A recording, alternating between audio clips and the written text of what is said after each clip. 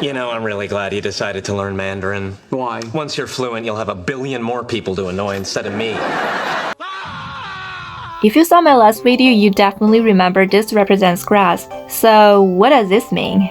Well, it means grasses. We know in English we use s or es to show the plural form, but in ancient China we just draw a few more.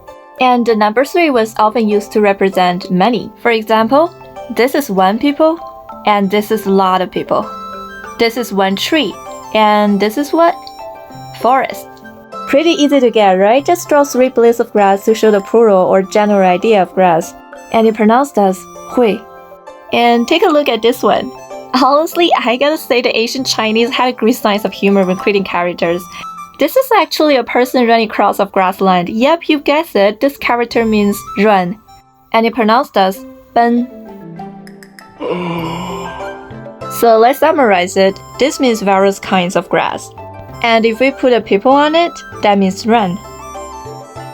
Alright, here's a new one. There's a plant at the bottom and a hand on top.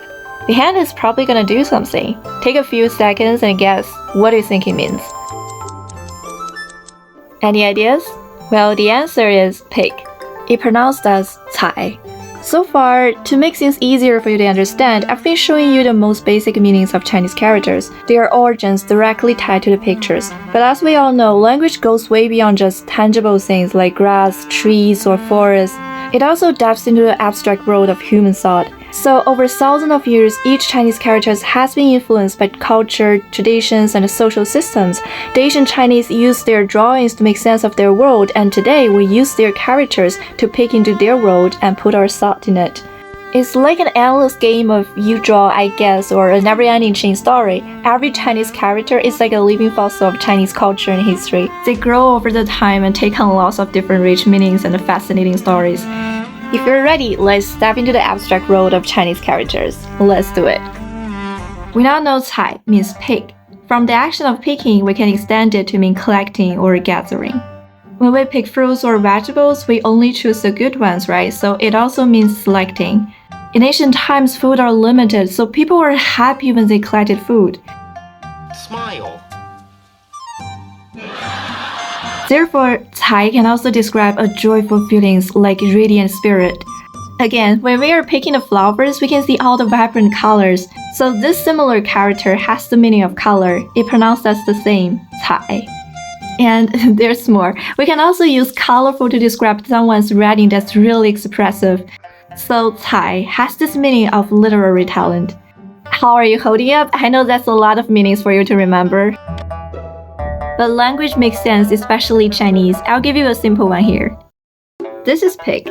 So this one is, we only pick the leaves that is eatable from the plants. That's what we call vegetables. 菜. In Minnan dialect, 菜鸟 refers to a little bird that's just learned to fly. Then it went viral online, it's like calling someone a totally newbie at work, clueless about everything. I'll teach you a really casual Chinese greeting here. 太菜了. Kind of like saying such a noob or loser in English. Next one. This is a person and this is a person who is upside down. A person from standing upright to upside down, it shows a transformation. So this character means change. Pronounced as 化. This is change, and still we put a grass on it. Take a guess what it means. It shows that the grass can turn into something or change into something, which is flower, 花. So let's go to explore the meanings behind character 花. The basic meaning is the flower, but it can also used to describe anything that looks like a flower or something that's really beautiful. For example, the English word fireworks is translated as 烟花. Yeah, because the fireworks are like flowers blooming in the sky. The character 烟 means smoke or mist. So when you put these two words together, they really paint a picture of fireworks exploding in the sky like flames mixed with flowers. Wow, isn't it beautiful? Isn't it amazing how the Chinese language captures things in such a beautiful way? And also, there's a phrase called 烟花易冷, literally translated as fireworks easily get cold, but its deeper meaning is love is like a fireworks display. It's beautiful for only a moment, and after that, there's just darkness, heartbreak, and sorrow. And if you stare at flowers for a long time in a colorful environment, your eyes may feel tired and blurry. Therefore, 花 is also used to describe a state of blurred vision. So we use 眼花了 to describe eyes that can't see things clearly anymore. You know, sometimes the flowers can be too beautiful to be true, so in some Chinese phrase, the word 花 can also mean something is unreal or dishonest. How do we express the phrase spend money in Chinese? The Chinese word for money is 钱, but interestingly, the word that means spend, we use 花. 花钱, spend money. Because flowers are so short-lived and fleeting, they kind of hint at the depletion or passing of some sort of resource. And hey, the word 花 came from 化, change, which also have the idea of money being turned into other kinds of resource. Alright, thank you so much for making it to the end of this video. I'll give you a little test to see how much you've remembered.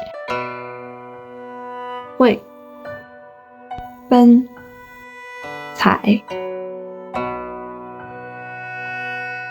菜 画 花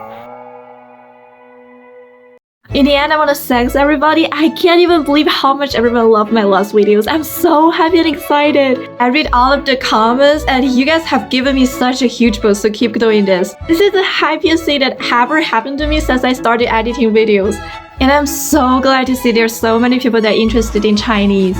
And also you can join our group chat I shared in the comments. I'll share all the resources about Chinese characters there, and anyone with questions about learning Chinese is welcome to chat. And today is Chinese New Year, so if you have any Chinese friends around, say Happy Chinese New Year to them. Alright, I'm off to eat dumplings. See you in the next video.